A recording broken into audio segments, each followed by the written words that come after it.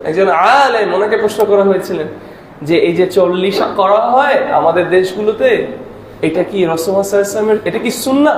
তখন বলেছে জি, অবশ্যই এটা সুন্নাহ, অবশ্যই এটা সুন্নাহ। আপনি অবাক হচ্ছেন শুনে, অবশ্যই এটা সুন্নাহ। কিন্তু কার সুন্নাহ? রাসূল মুহাম্মদ সাল্লাল্লাহু আলাইহি ওয়াসাল্লামের সুন্নাহ না, এটা ছিল ফিরআউনের সুন্নাহ।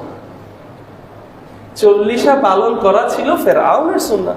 অতএব আপনি নিশ্চয়ই সুন্নাহকে আঁকড়ে ধরেছেন, কিন্তু রাসূল মুহাম্মদ সাল্লাল্লাহু আলাইহি ওয়াসাল্লামের সুন্নাহকে আপনি আগলে ধরেননি, আপনি ফিরআউনের সুন্নাহকে আগলিয়ে ধরেছেন। তাহলে এবার বিষয়টা আপনার।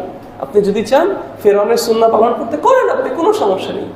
কিন্তু আপনি যদি চান রাসূলুল্লাহ সাল্লাল্লাহু আলাইহি ওয়াসাল্লামের সুন্নাহকে আপনি পালন করবেন, তাহলে আপনি দেখেন, আপনি হাদিসের দিকে তাকান, আপনি সিরাতের দিকে তাকান, রাসূলুল্লাহ সাল্লাল্লাহু আলাইহি ওয়াসাল্লাম কিভাবে কেউ মারা গেলে কি করেছেন না করেছেন, রাসূলুল্লাহ সাল্লাল্লাহু আলাইহি ওয়াসাল্লাম পৃথিবী থেকে চলে যাওয়ার পরে সাহাবীরা কি করেছেন, সাহাবীরা যখন পৃথিবী থেকে চলে গেছেন, ওনার ফলোয়ার্স